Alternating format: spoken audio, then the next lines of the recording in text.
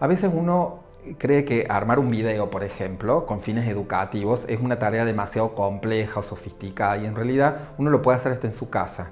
Es decir, con unas pocas herramientas es posible ofrecer este recurso que los alumnos valoran mucho. ¿Por qué valoran mucho? A veces los mismos alumnos lo han expresado. Cuando yo voy a una clase, el profe me explica un ejercicio. Si yo me distraje un momento, perdí el hilo de esa explicación del docente. La ventaja de un video es que el profe me explica un ejercicio, yo puedo hacer una pausa, puedo volver a mirarlo y entonces poder aprovechar más ese recurso a veces que esa explicación que el profesor me hace en el aula. No creo que el video reemplace el espacio del aula, pero sí eso me permitió darle una valoración y entender que realmente es un recurso que es útil para los alumnos y que entonces fue un recurso que utilicé mucho para la propuesta que hice de mi asignatura en la modalidad de distancia. A eso se fueron sumando otros recursos interesantes. En la misma línea de los videos pueden funcionar los audios, pueden funcionar las imágenes. Pensemos en una asignatura como matemática en donde hacer una explicación a veces de una fórmula y no hacerlo presencialmente puede ser dificultoso. Entonces, hacerlo a mano, escanear esa imagen, agregarle un audio, me permite resolver toda una explicación compleja de una manera sencilla y que quede realmente entendible para el alumno y que realmente lo pueda aprovechar. Otros recursos que fuimos utilizando fue, por ejemplo, aplicaciones web que nos permiten realizar cuestionarios en el aula. Es decir, los alumnos a través de sus celulares, sus teléfonos inteligentes, pueden acceder a estas aplicaciones y de manera sincrónica ir realizando toda esta experiencia de un cuestionario.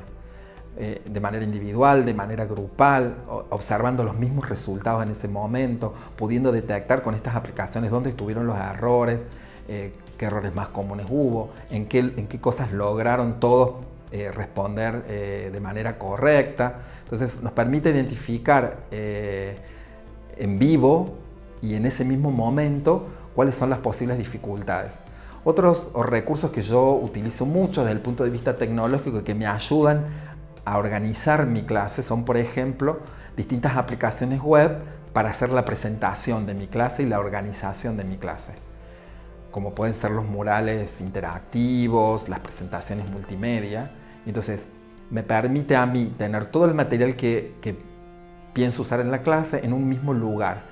Y no solo tenerlo para que me sea útil a mí organizar la clase, sino porque ese material después queda disponible para los alumnos y los alumnos incluso están invitados a intervenir sobre ese material realizando sus aportes. Entonces queda algo como más construido entre lo que yo preparé previamente para la clase y lo que después los alumnos pueden aportar posteriormente en la clase o si quisieran durante la misma clase. En esto de darle sentido a la inclusión de la tecnología, ¿por qué la tecnología cuando estoy enseñando? Yo creo que lo que da sentido a mi oficio y lo que es mi preocupación como docente es que el alumno aprenda. Y entonces tengo que saber quién es ese estudiante que está ahí y debo reconocer que hoy tengo un estudiante que está desarrollando su vida en un contexto con una alta exposición a la tecnología. El alumno se informa, se relaciona, se comunica, organiza sus salidas, su ocio, organiza cuándo se va a juntar a estudiar con sus estudiantes. Todo está como muy vinculado a la tecnología. Entonces viene al aula con ese contexto, con experiencias permanentes vinculadas a la tecnología, y si yo lo traigo al aula y lo aíslo de eso, lo saco de su entorno natural y posiblemente no lo esté ayudando a aprender. Entonces yo debo considerar ese perfil del alumno, que el alumno está familiarizado a hacer distintas actividades en su vida vinculado a lo tecnológico. Y en esto de tener en cuenta el perfil de este estudiante que digamos, está inmerso o expuesto a un alto nivel de tecnología, es pensar que ese alumno va a ser un profesional. Y cuando sea profesional, también va a hacer un uso intensivo de la tecnología. Entonces, también lo estoy de alguna manera preparando, dando herramientas que a él lo permiten enfrentar ese futuro profesional. Quizás cuando él sea profesional, las tecnologías que usamos hoy en el aula ya sean obsoletas, pero sí genere en él un uso en un sentido productivo de esas tecnologías.